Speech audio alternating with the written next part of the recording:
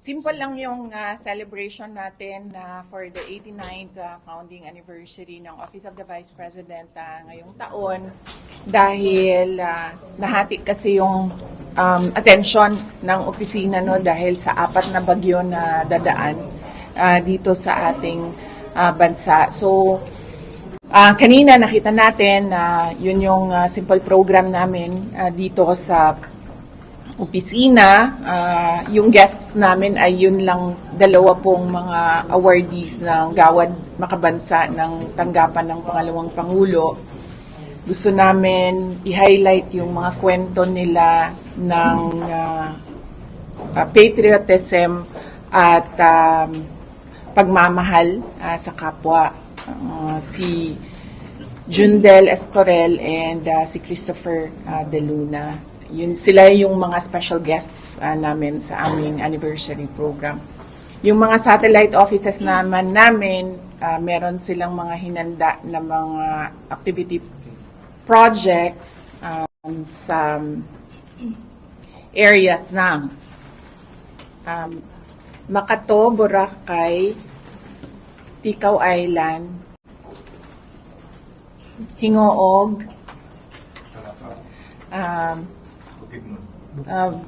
Talakag, Bukidnon, Lingayen,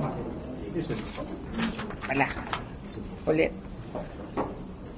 Okay, sa Butig, sa San Fernando, sa Batuan, sa Mayoayo, sa Hingoog, sa Dulag, sa Makato, sa Malay, sa Lingayen, Talakad, Isabela City, at sa National Capital Region, kasama na ang Ifugao. So, sa susunod na linggo, lahat yon ay pupuntahan namin para gawin yung mga OVP Thanksgiving 89th anniversary. Okay. Paano question lang po, wala po bang mga iba pang kaalyado o kilalang tao na nagpapakita ng pagbati ng anniversary ng OVP? At dapat po wala po pumunta ang iba?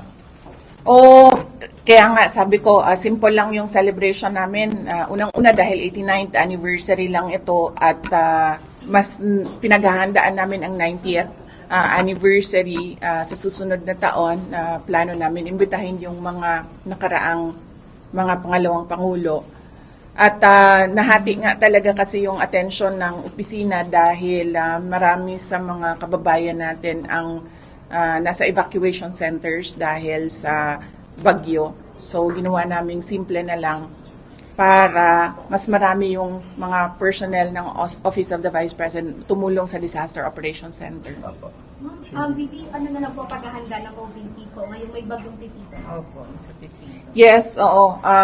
Kung ano, sinabihan ko na yung aming Disaster Operations Center, kung ano man yung naiwan na budget para sa November at December at ready na ipamigay, ibigay na siya sa mga areas na hindi maserve ng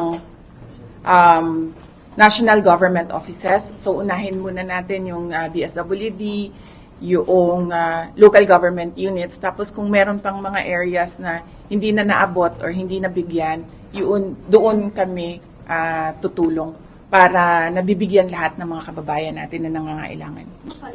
Ano yung mga ibibigay natin, ma'am, doon sa mga affected natin? Meron kaming relief box, non-food items ito, usually na ginagamit,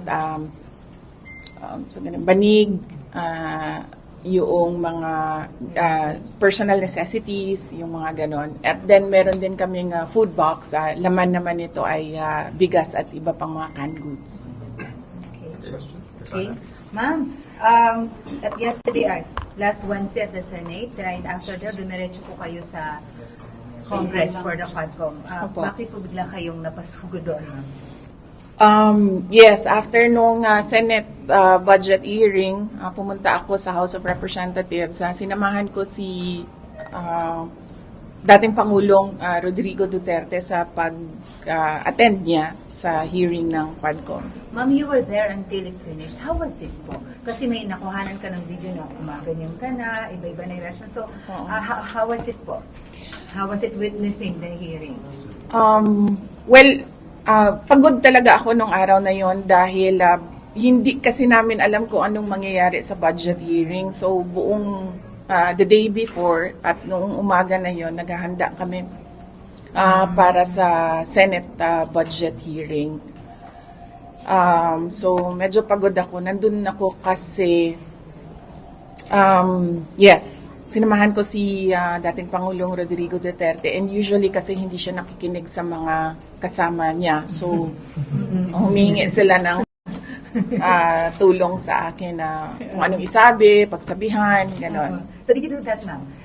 Humingi ng tulong, tas did you approach him to tell him what it's supposed to be, Doon lang sa sinabi nung kasama niya na 6 a.m. pa gising. Nagsimula yung araw niya 6 a.m. and mga around 10:30 p.m. na ata yun. Sinabi nung na baka low blood sugar na. So, ay hindi ko makain. So, nagpaalam ako na i-excuse na lang siya but ayaw niya. Pero, naniwala naman siya nung sinabihan namin siya na kumain na muna siya. Pero ma'am, how was it po? Kasi earlier the Senate, you said you don't expect a fair trial for fair hearing po for the President. Kayo, you were there mismo. So how was it po, VP? Well, as a lawyer, hindi mo na talaga maintindihan kung ano ang rules na ginagamit sa mga hearings, no? And they use inquiry and investigation interchangeably. So hindi mo alam if it's an inquiry, you're a research person. If it's an investigation, you're a witness or an accused. So saksak sinagol na kung sa Bisaya ba ang nagapanghitabo. Okay. Ma'am. Ma'am, sorry, last na po. Sige pa.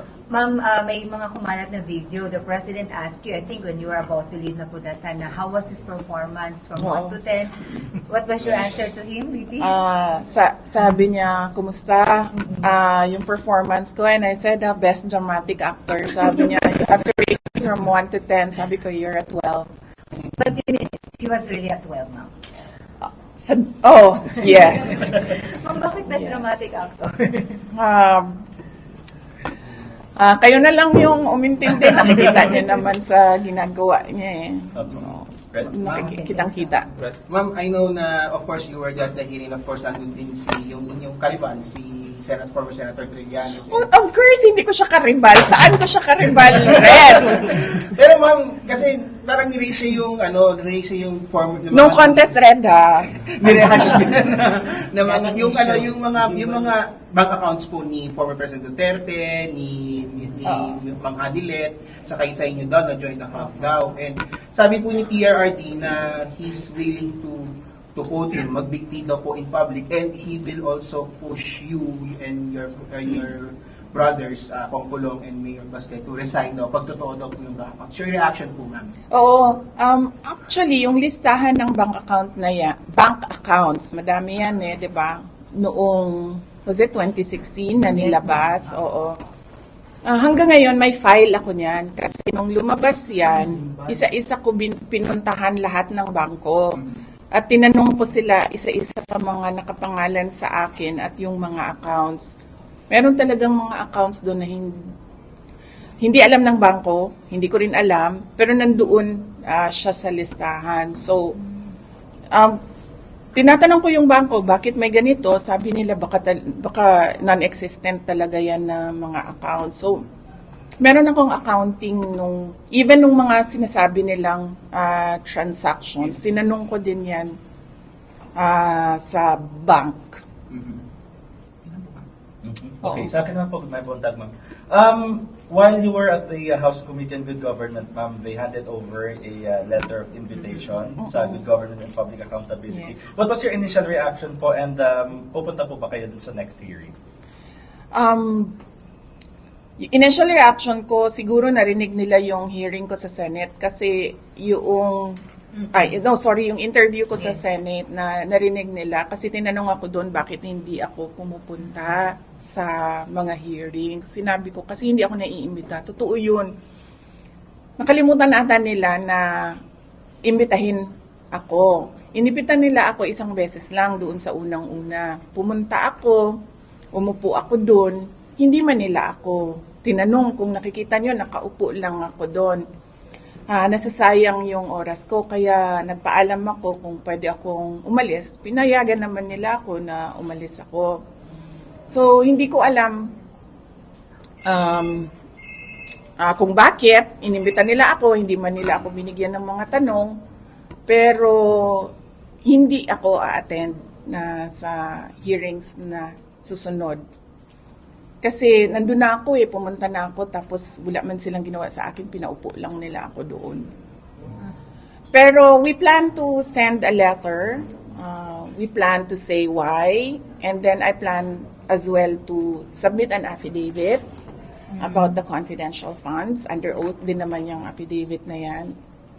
And for all the others, we plan to tell them kung ano yung pwede nilang gawin sa akin. Opo. Ma'am, additional sa binanggit ni Red, though this is not new anymore, binanggit ulit ni Trillanes yung sinasabing yung kapatid niyo daw po is the drugs smuggler, even implicated your husband po na si Attorney Ansalpio. What's your take on this case? Siguro mas maayo kung sila na lang ang ato ang patubagon ni Ana. No? Sila na lang ang pasagutin natin, si Congressman Pulong Duterte and si Attorney Manasseh Carpio. I'm sorry, I have to ask this. Yes. Sinabi ni Presidente sa hearing na, sige, bukas na mag-imbestiga ng ICC. Are you worried about this statement? Kasi parang palabas na rin ang Malacanang saying na if the President will surrender himself, parang wala na rin silang magagawa. It's best to be answered by the lawyers. Meron din akong lawyer sa ICC, but hindi kami nagkausap kasi after nung hearing, so hindi ko alam kung anong way forward nitong ICC. Opo. Pero you think, ma'am, the family has to prepare doon sa naging statement ni Presidente? I mean, the PRRD po. Siya siguro ang dapat maghanda kasi siya yung mauunang dalhin doon Pero sa akin, wala pa naman sabi ng mga tinatanong namin, wala naman ako doon sa complaint, wala pa ako doon sa investigation, wala pa lahat. Pero naghahanda. Alright. Okay, thank you. Thank you. May request kami. Anniversary ng OVP Media. Kahit dito na lang. Pakita sa nilo. Yay. Pwede tayo na maayos ha. Basta maayos, guys. Magsisipras na yun. Reporters muna. Ay, ito. Iba-iba. Kasi di kasya eh.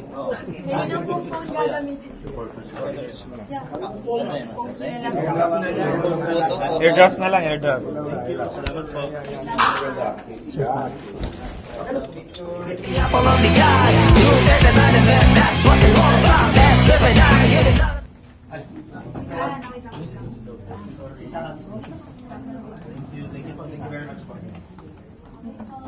Okay. One, two, three.